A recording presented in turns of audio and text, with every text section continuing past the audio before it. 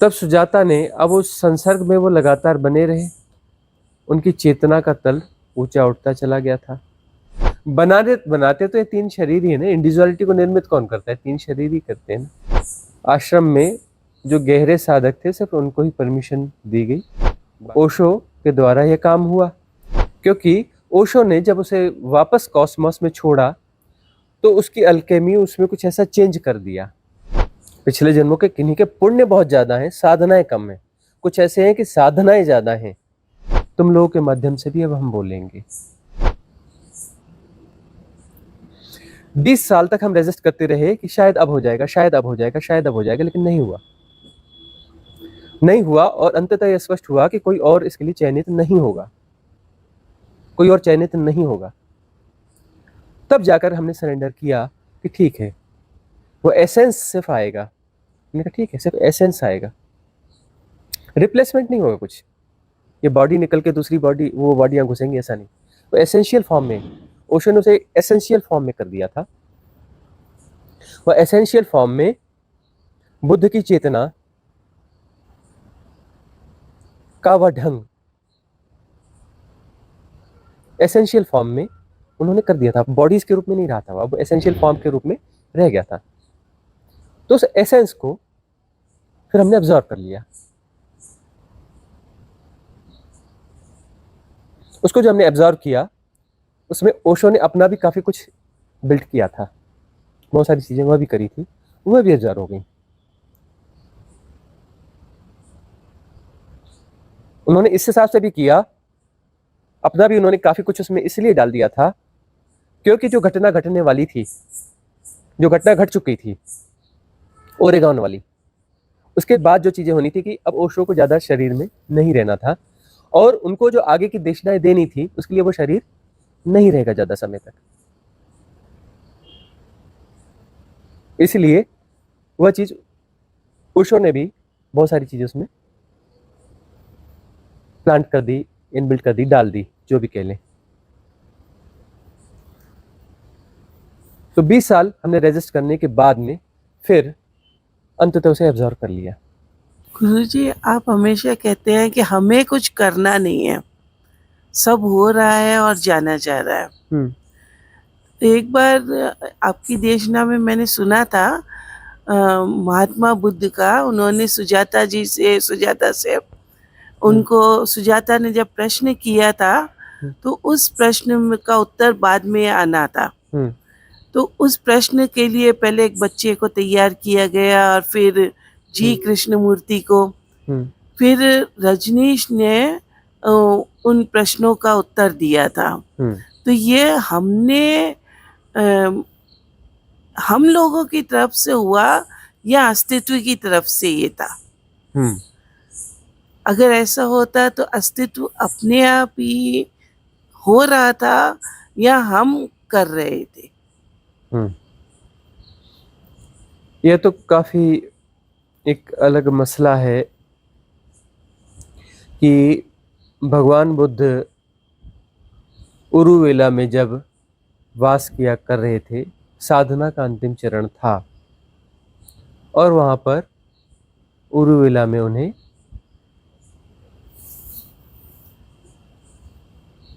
संबोधि उपलब्ध हुई, वह सम्यक संबुद्ध हुए। तो सुजाता और कुछ बच्चे जो चरवाहे थे वह भगवान बुद्ध की नियमित रूप से सेवा किया करते थे, उनके लिए भोजन जुटाते थे। उनके उस वृक्ष को, जिसे बोधि वृक्ष कहा जाता है अभी, और बोध गया उसका नाम पड़ गया उरुवेला का, उसकी नियमित साफ सफाई करते थे। उनके लिए आसन, कुशा का आसन भी तैयार किया जाता था उनके द्वारा। तो जब वो सम्यक संबुद्ध हो गए और अब उन्हें यह स्थान छोड़ना था, तो छोड़ने के पहले सारे बच्चे उन्हें विदा करने के लिए आए थे। उसमें सुजाता भी थी और सुजाता उन बच्चों में सबसे बड़ी थी।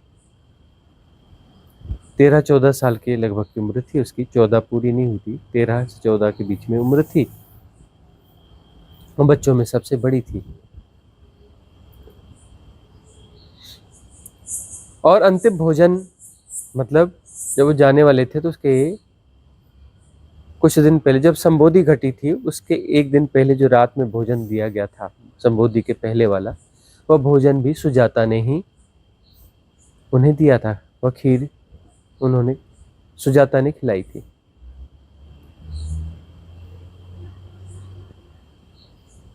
और एक भोजन कराया था ऐसा नहीं है, सुजाता लंबे समय तक उन्हें भोजन करवाती आ रही थी और बाकी बच्चे मिल करके अपने हिस्से का भोजन जो है जो उन बच्चों को घर में मिलता था उसमें से कुछ भोजन बचा कर ये जो है ले आते थे और भगवान को खिलाया करते थे, छुपा कर ले आया करते थे किसी प्रकार से।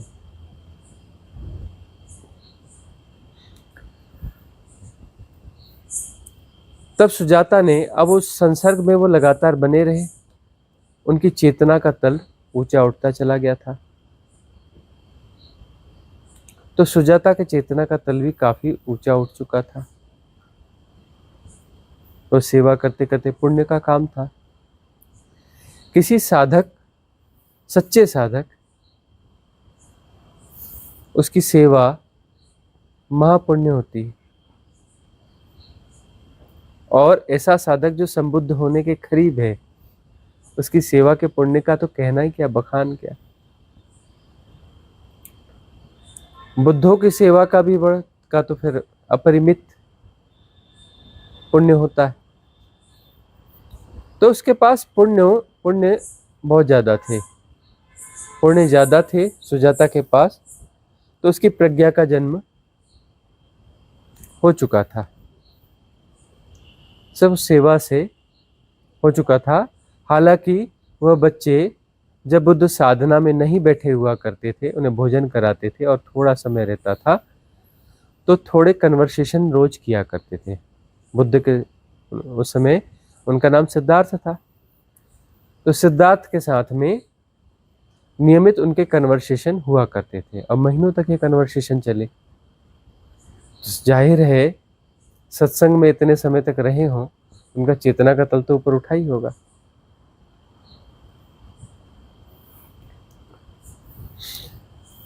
तब जो सुजाता ने प्रश्न किए इतने आंतरिक प्रश्न थे कि वह एरा जो है तैयार नहीं थी।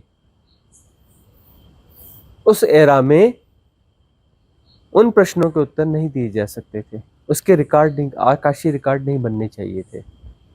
वह आकाशीय रिकॉर्ड बन जाते तो पूरे 2500 साल डिस्टर्ब हो जाता। 2500 साल के बाद में वह एरा आनी थी जब सुजाता के उन महत् प्रश्नों का उत्तर दिया जाना चाहिए था। तब जो है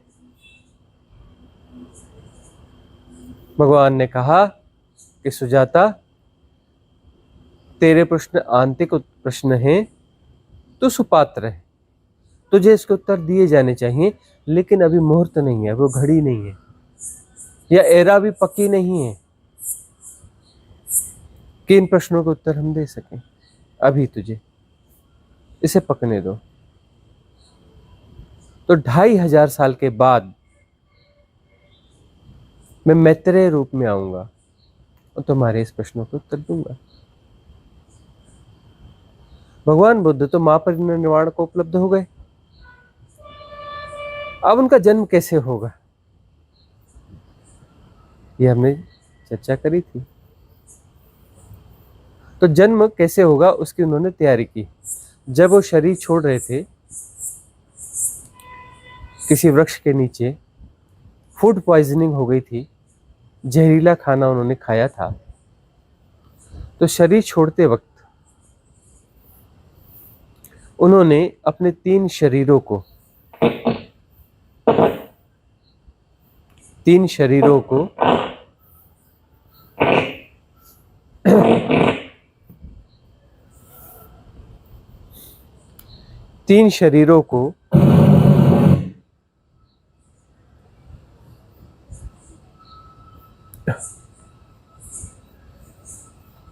एनर्जाइज करके राइट एनर्जाइज करके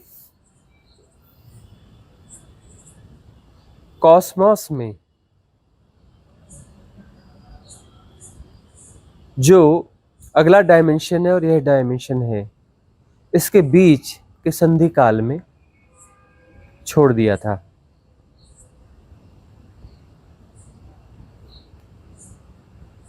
उस संधि काल में वह ऊर्जाएं संरक्षित रहती हैं, जैसी की तैसी रहती हैं।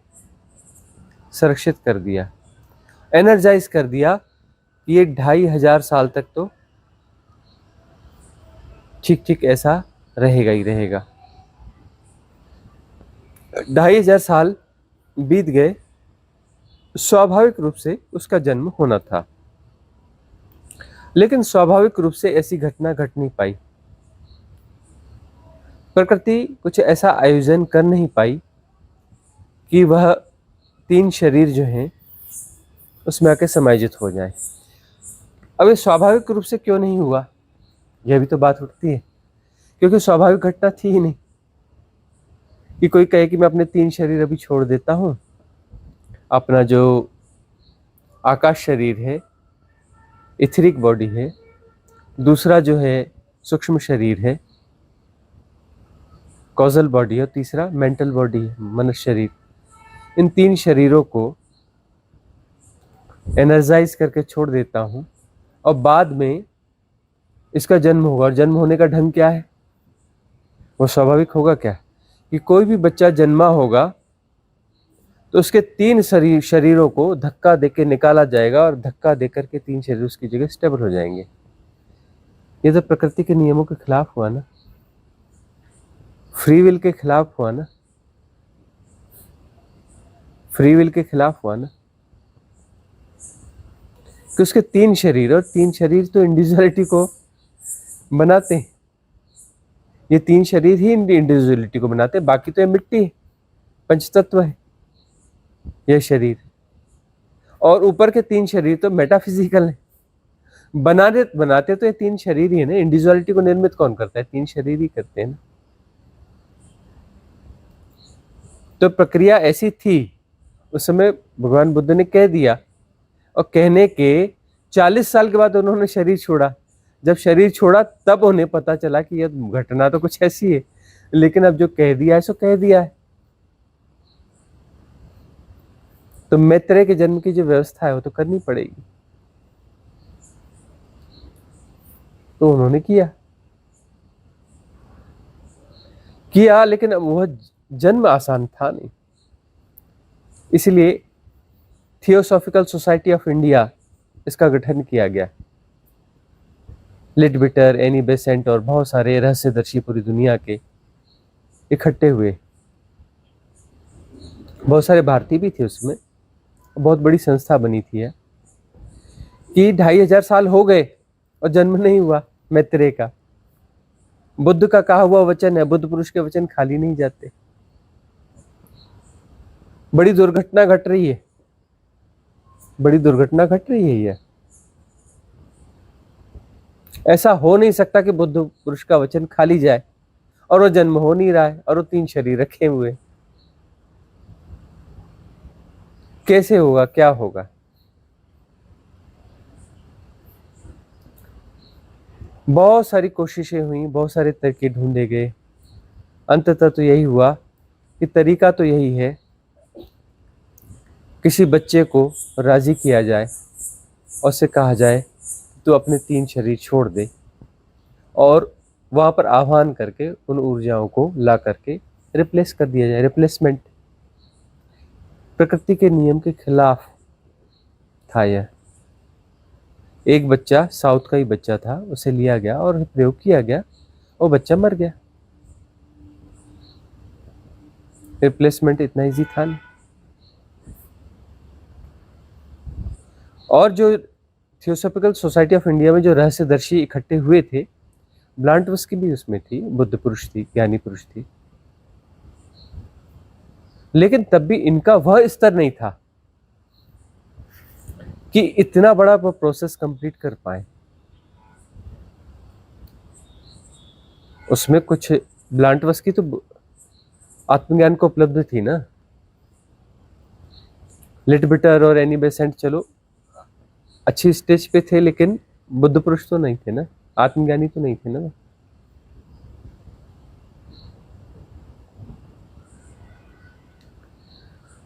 तो जो है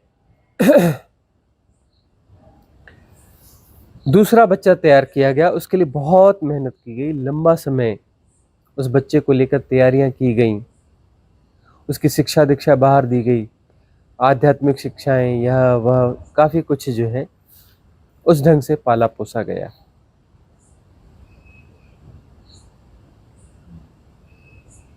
उसके बाद उस रिप्लेसमेंट की प्रोसेस को किया गया, हालांकि कुछ साल बीत चुके थे,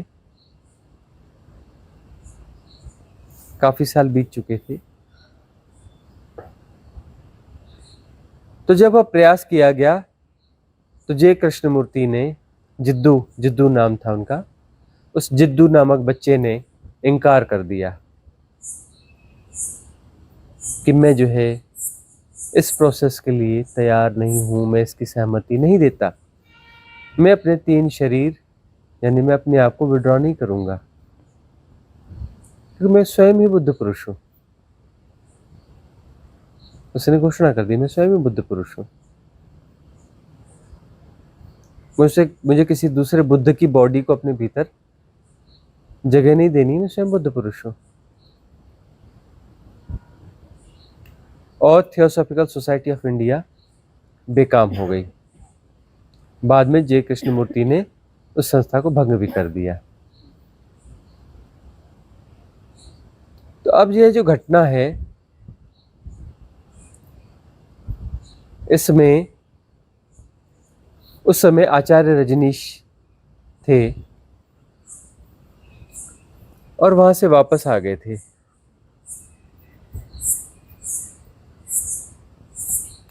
रजनीशपुरम से वर्ल्ड टूर भी हो चुका था, उनको थैलियम नाम का पॉइजन भी दिया जा चुका था, और वो आकर के पूना 2 था, पूना 3 था, पूना 2 ही है वह, पूना 2, उसमें आकर के वह रहे। तब जो है यह घटना घटी। उसमें अस्तित्व का मतलब अस्तित्व खुद कुछ करेगा ऐसा नहीं होता, अस्तित्व कुछ नहीं करता उसमें ना, हो रहा है, अस्तित्व ने कुछ नहीं किया। जो इजोटेरिक सपोर्ट सिस्टम है, उच्च लोक के देवता हैं, उन्होंने आके प्रार्थना करी आचार्य रजनीश से, उन्होंने आके प्रार्थना करी उच्च लोक के देवताओं ने, इजोटेरिक सपोर्ट सिस्टम ने, कि भगवान अब आप ही हो और आप ही कर सकते हो, इसका होना बहुत जरूरी है, नहीं होगा तो दिक्कत हो जाएगी। बुद्ध पुरुष का कहा हुआ वचन खाली नहीं होगा। और बुद्ध ने अपने 3 शरीर छोड़े, वह तो मुक्त हो गए, लेकिन 3 शरीर छोड़े और वो फंसे पड़े हैं वहां पर, उनको जगह देनी पड़ेगी, सारे प्रयास असफल हो चुके हैं। प्रकृति में जो कॉस्मिक रिदम है, कॉस्मिक रिदम एकदम एग्जैक्टली चलती है, लेकिन ऐसी चीज घटी है जो कॉस्मिक रिदम से बाहर जा रही है। अब इतनी बड़ी रिदम में कोई ऐसा वेरिएशन आ जाएगा तो पूरी रिदम भी बिगड़ सकती है। खतरा क्या था, इतनी बड़ी रिदम में कोई छोटी सी चीज बिगड़ेगी तो धीरे धीरे धीरे करके पूरी रिदम ही बिगड़ जाएगी, टोटल रिदम बिगड़ जाएगी, पूरे कॉस्मॉस की रिदम बिगड़ जाएगी। एनर्जाइज करके जो समय दिया गया था वो टाइम पास हो चुका और चीजें बिगड़नी शुरू हो चुकी। ये धीरे धीरे धीरे करके फैलते फैलते सब बिगड़ जाएगा।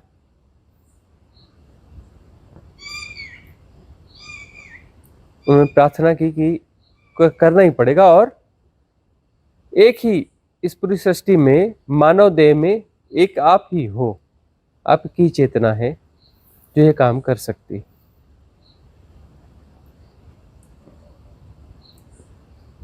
तो उन्होंने कोई हिंसा का काम नहीं किया कि किसी बच्चे को लेकर के उसके 3 बॉडी को हटाकर उसमें शिफ्ट करेंगे, बोले नहीं, किसी करना है, ठीक है, हम अपने शरीर में बुलाएंगे उनको, रिप्लेस नहीं करेंगे, उनको स्पेस देंगे, रिप्लेस वाला चक्कर नहीं।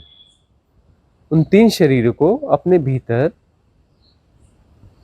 स्पेस देंगे सर्वाइवल के लिए, उतनी देर के लिए जितनी देर में वह वचन पूरा हो जाए।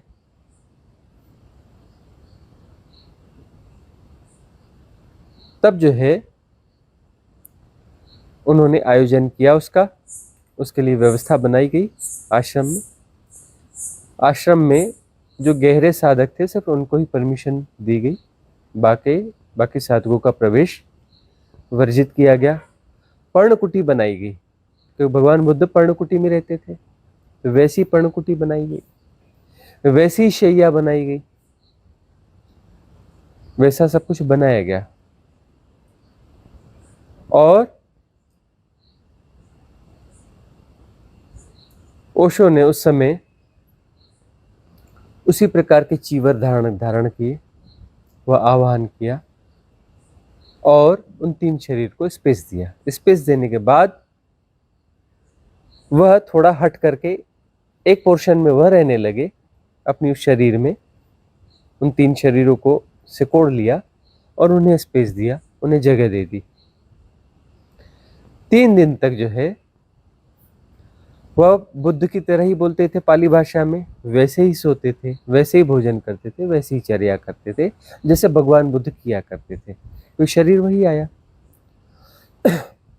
और उन्होंने जो आयोजन किया ओशो ने उस समय, अपने आप सुजाता जो है वह आई, अपने आप आई। जापान में जन्मी थी, जापानी थी,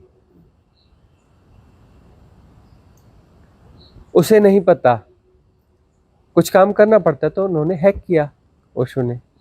उस समय आचार्य रजनीश नाम था उनका, ओशो नाम नहीं था। तो आचार्य रजनीश ने हैक किया, माइंड हैक किया उनका, उसका सुजाता का सर्च करके ढूंढा, माइंड हैक किया और ले आए। वो बराबर इंडिया आई, पहली बार आई, उसको नहीं पता कैसे आई क्या आई, और बराबर पूना उतर गई। उसको पूना का नाम भी नहीं पता था, कुछ नहीं पता था, लेकिन बराबर पूना आ गई। उसको कोरेगांव पार्क का पता नहीं था और बराबर कोरेगांव पार्क आ गई। उसे हिंदी नहीं आती थी, मराठी नहीं आती थी, और बराबर ऑटो वाले से बोल दी कि मुझे कहाँ जाना है, उसी की लैंग्वेज में बता दिया कि मुझे यहाँ यहाँ ले चलो। वो आकर के खड़ी हो गई दरवाजे पर। पूरा आश्रम सजाया गया था फूलों से, उसकी स्वागत की पूरी तैयारियां की गई थी। और जैसे वो दरवाजे पर खड़ी हुई सुजाता, जो उसका जो भी जापानी नाम रहा होगा, लेकिन वो जापानी थी, फिर हैक्ड थी, मतलब उस समय वो कुछ नहीं थी। फिर उसके बाद में जापानी नहीं लौटी, हैकिंग खत्म हो गई, वह सुजाता रह गई, सुजाता रह गई। लेकिन उसमें जापानी जो शरीर था, भाषा थी, वह चीज थी। वहां पर उसने जो है 3 बार शब्द कहा, ओशो ओशो ओशो, जापानी शब्द है। ऐसा व्यक्ति जिस पे देवता फूलों की वर्षा करते हैं, और हाथ उठाकर कहा, आकाश की ओर हाथ उठाकर कहा ऐसे, ओशो ओशो ओशो। और जो है वह भीतर आई, उसको लाया गया और उस पर्णकुटी में उनके सानिध्य में बैठी रही, जो शरीर ओशो का था। और वहां पर बुद्ध के 3 शरीर वास कर रहे थे। वहां पर उनके बीच में कन्वर्सेशन हुआ। सुजाता ने अपने प्रश्न फिर से दोहराए और बुद्ध के उन शरीरों ने उनके उत्तर दिए। इसकी रिकॉर्डिंग नहीं की गई, इसके लिए कोई गवाह नहीं था, वहां किसी और को परमिशन नहीं थी उस कन्वर्सेशन के लिए। और वो घटना घटी। 3 दिन तक वो साथ में रहे और उसके बाद में आचार्य रजनीश ने उन 3 शरीरों को उठा करके कॉस्मोस में वापस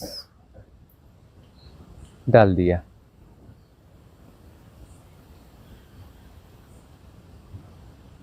ओशो नॉर्मल हो गए, अपने उसमें आ गए, पर्णकुटी और वो सारे साक्ष्य जो है मिटा दिए गए। उन्होंने उस सुजाता के सिर पर हाथ फेर करके उसकी स्मृति का लोप कर दिया, उस स्मृति का लोप कर दिया। वो वापस जापानी लड़की हो गई, जैसी थी वैसी हो गई, उसे भी याद नहीं रहा कि क्या घटा, लोप कर दिया गया।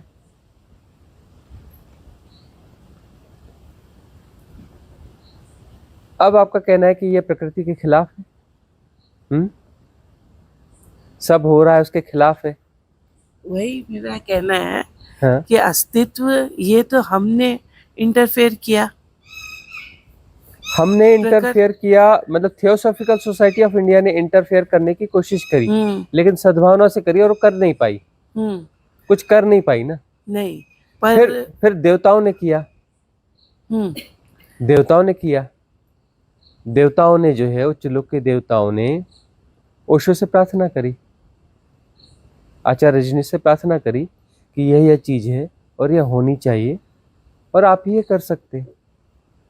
देवताओं ने प्रार्थना करी ना, तब जो है ओशो के द्वारा यह काम हुआ। तो ओशो ने जो काम किया, हमने कहाँ किया, ओशो ने किया ना। ओशो कौन है? ओशो तो अस्तित्व ही है ना। ओशो वो जो है आचार्य रजनीश तो अस्तित्व ही है ना। वो इंडिविजुअल कहाँ है, वो हम कहाँ है? हमने कहाँ किया? हमने किया क्या? नहीं, वो नेचुरल ही नहीं हुआ ना, अननेचुरल हुआ ना। कहाँ अननेचुरल हुआ? कहाँ, मतलब ओशो ने, आचार्य रजनीश ने उन शरीर को अपने भीतर जगह दी, तो अननेचुरल कहाँ हुआ? बुद्ध पुरुष जो भी करते हैं सब नेचुरल होता है, अननेचुरल नहीं होता। बुद्ध पुरुष के द्वारा किया गया करते हैं तो नेचुरल होगा, अननेचुरल नहीं हो सकता। और दूसरी बात, उस समय ये इन प्रश्नों का उत्तर देना उचित नहीं था। हाँ। लेकिन अब समय आ चुका था कि इन प्रश्नों का उत्तर दिया जाए, इनके आकाशीय रिकॉर्ड्स बनने चाहिए। तो इन प्रश्नों का उत्तर दिया गया, लेकिन इनके आकाशीय रिकॉर्ड्स तो नहीं बने, क्योंकि उनका वही देखो कि उस समय भी कुछ चीजें रह गई थी। तो उस समय आकाशीय रिकॉर्ड क्या, वहां पर उसके कोई रिकॉर्ड ही नहीं रखे गए, गोपनीय रखा गया उसको। अब वो धीरे धीरे अनफोल्ड होंगे। तो अनफोल्ड करने के लिए अब ओशो ने जो है उन्हें अनफोल्ड नहीं किया, वो उस बात को उनका विलोप कर दिया। उसे जो सुजाता की स्मृति से विलोप कर दिया, उसे जापानी लड़की नॉर्मल बना दिया। घटना बड़ी थी और इकट्ठी नहीं दी जा सकती, वो ग्रेजुअली उस चीज को दिया जा सकता है। अब जो है उसका एसेंशियल जो पार्ट था, है ना, जो 3 शरीर वापस छोड़े गए, अब लेकिन उसका जो एसेंशियल पार्ट था बुद्ध के शरीर का, एक अलग फॉर्म, अलग तौर तरीके से वो फिर से एब्जॉर्व हुआ, एक बॉडी में एब्जॉर्व हुआ, रिप्लेस नहीं हुआ, एब्जॉर्व हुआ, एक बॉडी में फिर से एब्जॉर्व हुआ। क्योंकि ओशो ने जब उसे वापस कॉस्मोस में छोड़ा तो उसकी अल्केमी, उसमें कुछ ऐसा चेंज कर दिया, उसके गठन में ऐसी चीज कर दी कि अब ये रिप्लेस नहीं करेगा, अब ये एब्जॉर्व करेगा। क्योंकि कब तक बना रहेगा, उसे एब्जॉर्व तो होना पड़ेगा ना, उसका ढंग बदलेगा और एक शरीर में एब्जॉर्व हो जाएगा। और एब्जॉर्व हो जाएगा तब जो है इस एरा के हिसाब से उस देशना को वह शरीर फिर देता रहेगा। और वह शरीर आपके सामने मौजूद है, आपसे बात कर रहा है।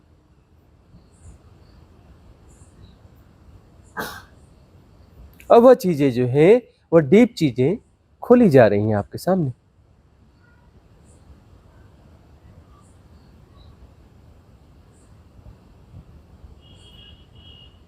इस एरा के हिसाब से जो गहन चीजें हैं वो अब खोल खोल के दी जाती रहेंगी। 3 दिन के लिए मैत्रेय के शरीर को ओशो ने जगह दी थी, सिर्फ 3 दिन के लिए ही दी थी। एक्चुअली उसको जो है पूरी लाइफ भी चाहिए थी उन 3 शरीरों को रिप्लेस करके, और वो रिप्लेसमेंट हो नहीं सकता। 3 दिन के लिए दिया गया, तो अब ओशो को क्या करना पड़ा कि अब जो है रिप्लेस तो हो नहीं सकता, तो उसके पूरे उसके संगठन को, उसके स्ट्रक्चर को, उस बॉडी के पूरा उन्होंने चेंज भी किया और फिर कॉस्मोस में छोड़ा कि अब यह इसको अगला कोई शरीर जो है एब्जॉर्ब करेगा।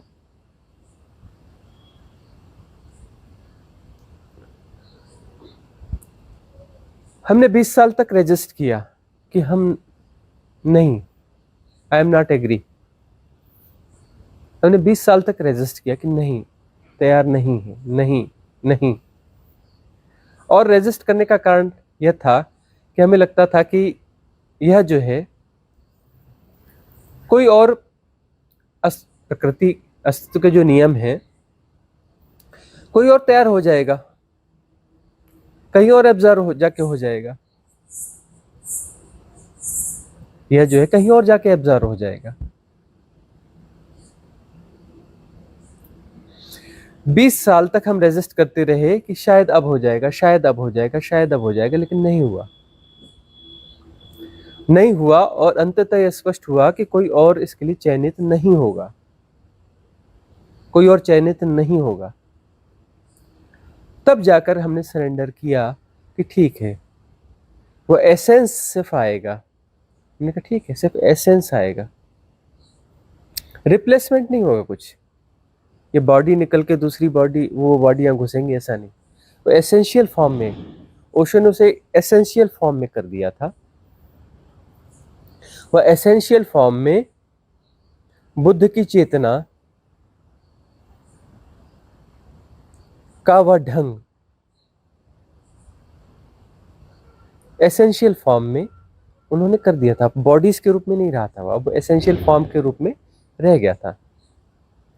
तो उस एसेंस को फिर हमने ऑब्जर्व कर लिया।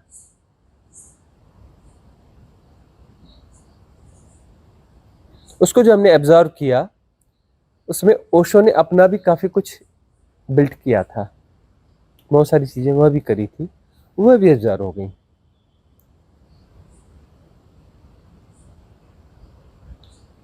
उन्होंने इस हिसाब से भी किया, अपना भी उन्होंने काफी कुछ उसमें इसलिए डाल दिया था क्योंकि जो घटना घटने वाली थी, जो घटना घट चुकी थी ओरेगॉन वाली, उसके बाद जो चीजें होनी थी कि अब ओशो को ज्यादा शरीर में नहीं रहना था, और उनको जो आगे की देशनाएं देनी थी उसके लिए वो शरीर नहीं रहेगा ज्यादा समय तक।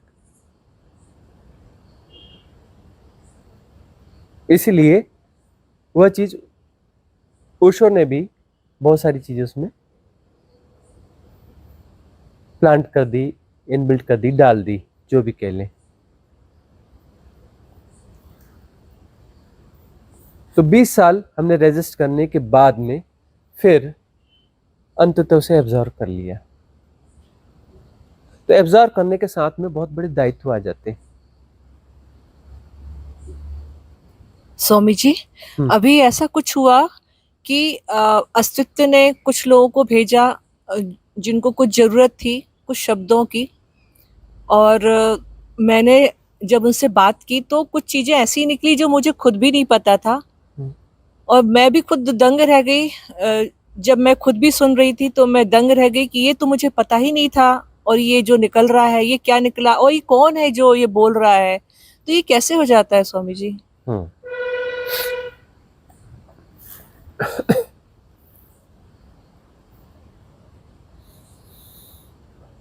अब यह जो घटना घटी है,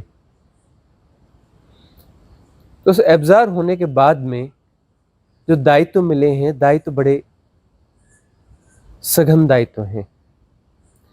लेकिन इस सघन दायित्व में एक प्लस पॉइंट यह है कि बहुत बड़े मॉब के लिए काम नहीं करना है। बस यह एक प्लस पॉइंट है कि मॉब के लिए काम नहीं करना है। यह एसेंशियल वर्क है, यह कम लोगों के साथ होगा, उन सुपात्रों के साथ होगा जिनके पुराने पुण्य बहुत हैं, पिछले जन्मों के पुण्य बहुत हैं, साधनाएं पिछले जन्मों की रही और पुण्य रहे। पिछले जन्मों की साधनाएं कुछ कम भी हों, पिछले जन्मों के पुण्य ज्यादा हैं, वह भी एसेंशियल पर्सन होंगे। पिछले जन्मों के किन्हीं के पुण्य बहुत ज्यादा हैं, साधनाएं कम हैं। कुछ ऐसे हैं कि साधनाएं ज्यादा हैं, सघन अच्छी साधनाएं हैं।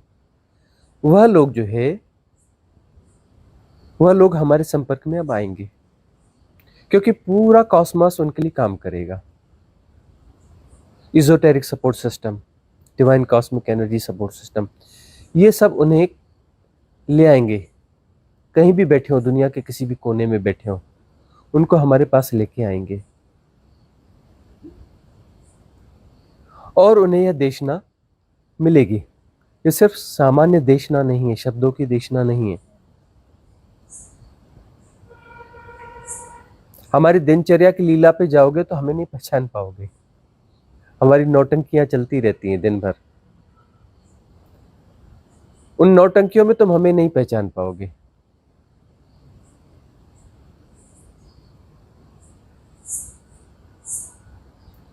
तो एसेंशियल जो वर्क है उन लोगों के साथ, जो चुने हुए लोग हैं, वह आएंगे।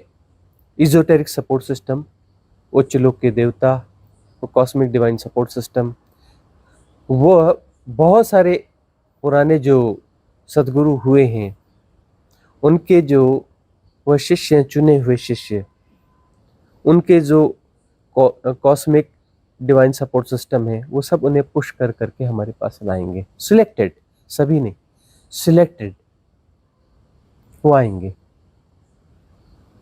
वह आएंगे, हमारी देशना में रहेंगे और गोल्डन एरा का जो काम बाकी है वो काम पूरा होगा।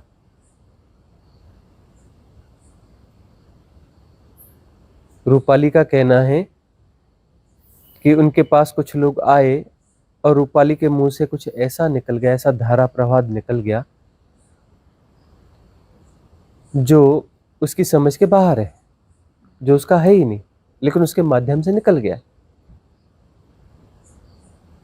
और खुद भी आश्चर्यचकित है वह।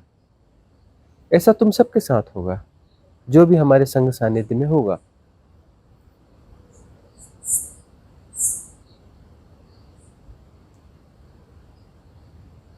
सद्गुरु कौन है? बांटने की प्रक्रिया, परम सत्य को बांटने की प्रक्रिया।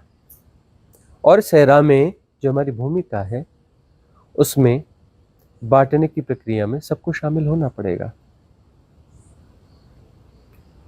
बांटोगे, घटने देना, जबरदस्ती नहीं, घटने देना। तुम्हारे भीतर से घटेगा, सबके भीतर से घटेगा, तुम जितने भी हो सबके भीतर से घटेगा। और जब घटेगा तुम्हें खुद आश्चर्य होगा कि तुम इतना अच्छा कैसे बोल लेते हो, तुम इतनी गहरी बातें कहाँ कहाँ की कैसे बोल लेते हो। तुमने तो कभी ये बात सुनी नहीं, कभी समझी नहीं, कुछ नहीं किया, फिर कैसे बोल लेते हो? होगा तुमसे, और ये करना होगा।